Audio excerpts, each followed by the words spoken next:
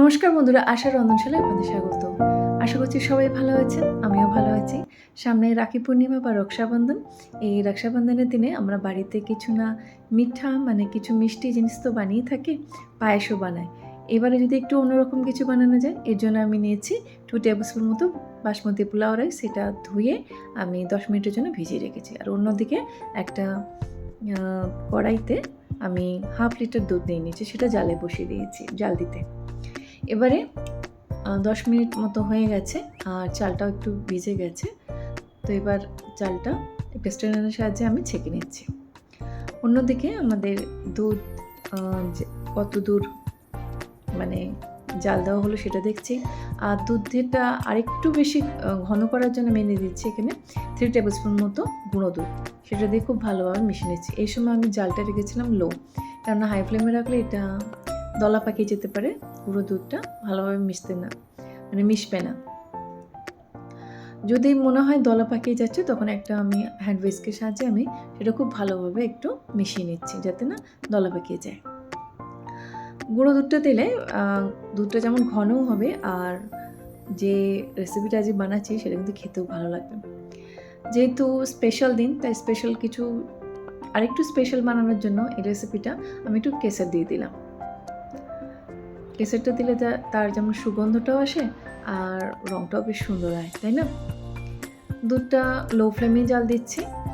এবার আমি মিক্সার গ্রাইন্ডারে ওই ভেজানো চালটা দিয়ে একটা খুব ফাইন পেস্ট বা গুঁড়ো পেস্ট তো হবে না, কারণ আমি জল দিইনি, পাউডার বানাচ্ছি না, একটু দানা দানা থাকবে সেরকম আমি বানাচ্ছি। অন্যদিকে দুধ অনেকটাই ঘন হয়ে গেছে, বুঝতে তো পারছেন আগে দুধের পরিমাণ কতটা ছিল, এখন প্রায় 1/4 বলবো না, হাফের একটু বেশি আছে। ক্রমাগত আমি এটা একটা হাতের সাহায্যে দুধটা নাড়িয়েছি, নাহলে নিচেটা গুঁড়ো দুধ দেওয়াতে ধরে যেতে পারে। এবার আমি চালের গুঁড়োটা দিয়ে দিচ্ছি। দুধটা তো অনেকটা ঘন হয়ে গেছে, এই চালের গুঁড়োটা দেওয়ার পর আরও ঘন হয়ে যাবে। চালের গুঁড়োটা দেওয়ার পর একটু ভালোভাবে মিশিয়ে নিচ্ছি। আর যদি মনে হয় যে ভালোভাবে মিশছে না বা দলা পাকিয়ে যাচ্ছে, হ্যান্ড হুইস্কের সাহায্যে একটু এরমভাবে ভালোভাবে মিশিয়ে নিলে দলা পাকাবে না। কিন্তু চালটা দেওয়ার পর ক্রমাগত কিন্তু হাতা দিয়ে বা চামচ দিয়ে নাড়তে হবে, যেরকম পায়েস বানানোর সময় আমরা করি। আর একটু কেসর দিয়ে দিলাম যাতে এর রঙটা আরও ভালো আসে। দেখুন 4 থেকে 5 মিনিটের মধ্যেই দুধটা আরও ঘন হয়ে গেল। মানে চালটা তো ভেজানো ছিল, তার উপরে ওটা একটু গুঁড়ো করে দিয়েছি, এই জন্য তাড়াতাড়ি সেদ্ধ হয়ে গেছে। আর এই সময় কিন্তু ক্রমাগত বা কন্টিনিউয়াস নাড়তে হবে। কি বানাচ্ছি বলুন তো? দাঁড়ান আগে দেখে নিই চালটা ঠিকমতো সেদ্ধ হয়েছে কিনা। হ্যাঁ, দেখুন সেদ্ধ হয়ে গেছে। আজ বানাচ্ছি কেসর ফিরনি। বানানো খুব সহজ, 10 মিনিটের মধ্যে বানানো যায়। শুধু ঠান্ডা করতে একটু সময় লাগে, আধ ঘন্টার মতো ফ্রিজে রেখে দিলে ঠান্ডা হয়ে যায়, সেট হয়ে যাবে। আমি দেখছেন তো ক্রমাগত নাড়িয়েই যাচ্ছি, না হলে যদি নিচেটা ধরে যায় পোড়া, এক তো পুড়ে যাবে আর পোড়া গন্ধ বেরোবে। পায়েসে যেমন পোড়া গন্ধ বেরোলে বা হলে ভালো লাগে না, এটাতেও ঠিক একই ব্যাপার। চাল তো প্রায় একদমই সেদ্ধ হয়ে গেছে, আর কত ঘন হয়ে গেছে দেখুন। মোটামুটি চাল সেদ্ধ হওয়ার পরেই চিনিটা দিতে হবে, নাহলে চালটা ভালোভাবে সেদ্ধ হবে না। এবার আমি এখানে 2 টেবিল স্পুন মতো চিনি নিয়েছি। ফিরনিতে মিষ্টির মাত্রাটা একটু কম থাকে, আপনারা যদি মিষ্টি বেশি খান তো বেশি দিতে পারেন, এটা অপশনাল। আর আমি এখানে দিলাম এলাচ গুঁড়ো, 3টে এলাচকে আমি দানাগুলো বার করে গুঁড়ো করে নিয়েছি, দিয়ে খুব ভালোভাবে আমি মিশিয়ে নিচ্ছি।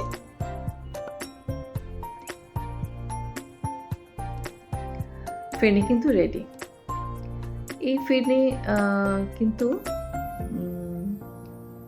মিষ্টির দোকানেও যেমন বিক্রি হয়, বাড়িতেও অনেক সময় ঈদের সময় বা অন্যান্য অনুষ্ঠানে যেমন বানানো হয়।